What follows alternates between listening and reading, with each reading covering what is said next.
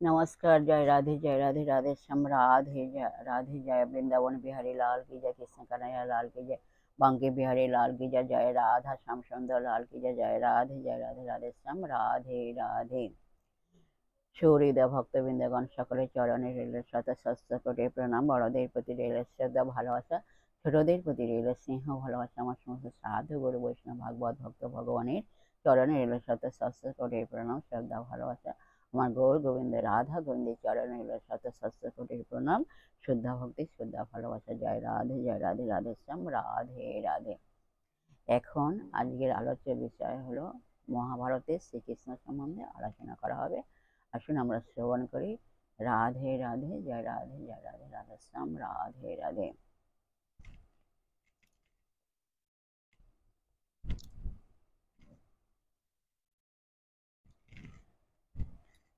নারায়ণং নমস্কৃত নর বৈষ্ণব নরোত্তমং দেবীং সরস্বতী চৈব ব্যাসং ততো জয়মুদীরয়ে।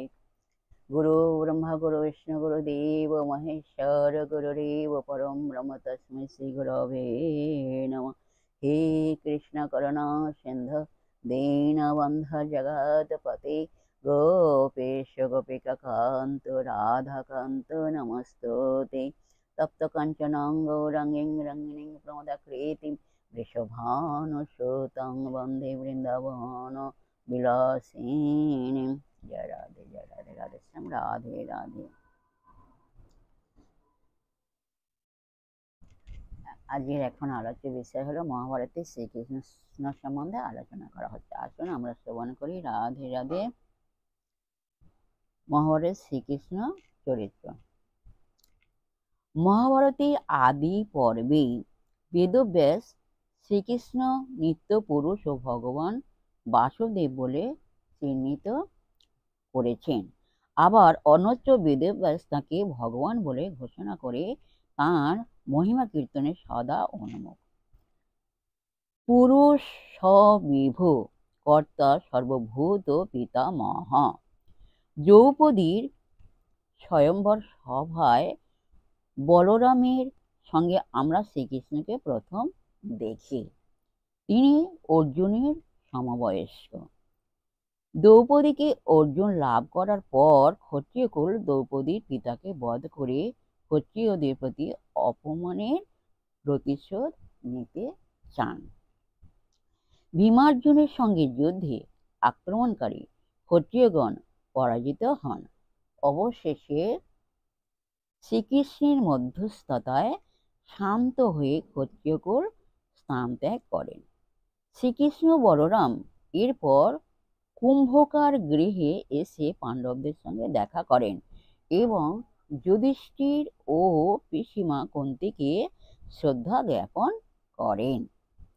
পাণ্ডবদের দর্শনে শ্রীকৃষ্ণ বলরাম অত্যন্ত আনন্দিত হন, কারণ তারা জানলেন যে যতুগৃহ দাহে তাদের মৃত্যু হয়নি। এই দৃশ্যে আমরা শ্রীকৃষ্ণের আত্মীয় প্রীতি ও সামাজিক কর্তব্যজ্ঞানের পরিচয় পাই। অর্জুনের সঙ্গে শ্রীকৃষ্ণের বিশেষ প্রীতিপূর্ণ সম্পর্ক ছিল। তারা আসলে নর ও নারায়ণ। পূর্বজন্মে বদ্রিকা আশ্রমে দীর্ঘকাল তাঁরা তপস্যা করেন। তাঁদের আত্মীয়তা দীর্ঘকালের। বন পর্বে শ্রীকৃষ্ণ অর্জুনকে বলেছেন, তুমি ও আমি অভিন্ন, আমাদের পারস্পরিক ভেদ অসম্ভব। বন পর্ব 12:47। সুভদ্রা হরণে অর্জুন শ্রীকৃষ্ণের অকুণ্ঠ সহায়তা পান। এমনকি বলরাম ও যাদবগণ অর্জুনের বিরুদ্ধে যুদ্ধ করতে চাইলে শ্রীকৃষ্ণের পরামর্শে তারা নির্বৃত্ত হন। রাজসীয় যজ্ঞে প্রাক্কালে শ্রীকৃষ্ণের পরামর্শ চাইলেন যুধিষ্ঠির। শ্রীকৃষ্ণ তাকে বললেন, ভারতে দোদণ্ড প্রতাপ রাজা জরাসন্ধকে পরাজিত করতে না পারলে রাজস্বীয় যজ্ঞ করার অধিকারী হবেন না যুধিষ্ঠির। জরাসন্ধের অধীনে ছিল 23 অক্ষৌহিণী সৈন্য। তিনি 86 জন রাজাকে বন্দী করে রেখেছিলেন। 100 জন পূর্ণ হলেই মহাদেবের নিকট তিনি তাদের বলে দিতেন। এসব অত্যাচারের প্রতিকার করার মতো শক্তিশালী কোনো বীর পুরুষ তখন ছিলেন না। এসব অত্যাচারের প্রতিকার করার মতো শক্তিশালী কোনো বীর পুরুষ তখন ছিলেন না। শ্রীকৃষ্ণের সাহায্যে ভীম জরাসন্ধকে বধ করেন এবং 86 জন রাজাকে মুক্তি দেন। মুক্তিপ্রাপ্ত রাজারা সকলে যুধিষ্ঠিরের রাজস্ব যজ্ঞে যোগদান করেন। তারা কিন্তু যজ্ঞস্থলে শিশুপালের বিরুদ্ধে কোনো কথা বলেনি। তারা কিন্তু যজ্ঞস্থলে শিশুপালের বিরুদ্ধে কোনো কথা বলেনি। ভীত সন্ত্রস্ত হয়েই তারা অন্যায়ের প্রতিবাদে সাহসী হননি। শ্রীকৃষ্ণের চরিত্র ও তাঁর দূরদৃষ্টিকে জানতে হলে মহাভারতের সভাপর্বে 13-14 এ সম্পর্কে কি বর্ণিত হয়েছে তা আমাদের জানতে হবে। বিশাল ভারতবর্ষের বিভিন্ন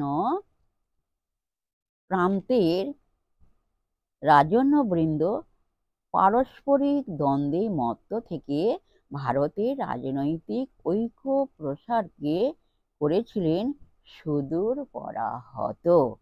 সার্বভৌম সর্বভারতীয় এক রাষ্ট্র গঠনের মনোভাব বা দূরদর্শিতা তাঁদের ছিল না।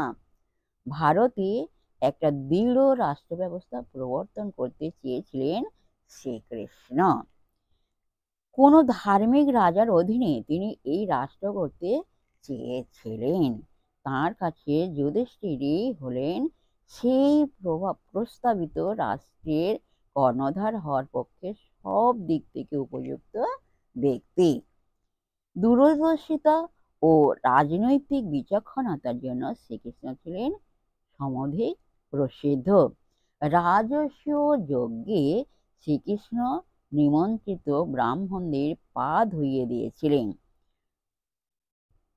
চরণ স্কালনে কৃষ্ণ ব্রাহ্মণাং স্বয়ং হভূত। সভাপর্ব 34:10। স্বীয় মর্যাদাবোধের অহমিকায় আচ্ছন্ন না থেকে শ্রীকৃষ্ণ সর্বদা সামাজিক কর্তব্যবোধকে প্রাধান্য দিয়েছিলেন। জয় রাধে, জয় রাধে, রাধেশ্যাম, রাধে রাধে। আজকের এই পর্যন্ত বিশ্রাম রাখলাম। নেক্সট দিন আবার আলোচনা করা হবে, পরবর্তী অংশ আলোচনা করা হবে। যাই হোক, বিশ্বের সুহৃদয় ভক্তবৃন্দের উদ্দেশ্যে বলছি, প্রত্যেকের উদ্দেশ্যে বলছি, সবাই সুখে থাকবেন, শান্তিতে থাকবেন, আনন্দে থাকবেন, এক সেকেন্ডও নিরানন্দে থাকবেন না। আর নিজ নিজ পিতামাতাকে দেখবেন তাদের যেন কোনো অসুবিধা না হয় সেদিকে লক্ষ্য রাখবেন, তাদের যেন দুঃখ কষ্ট না হয় সেদিকে লক্ষ্য রাখবেন।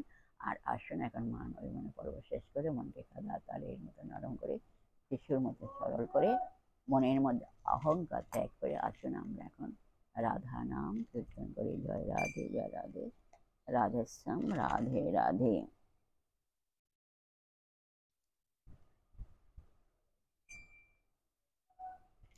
নূপুরের জন পড়ে গেল সারা, নাগর উঠিয়া বলে এলো পাড়া।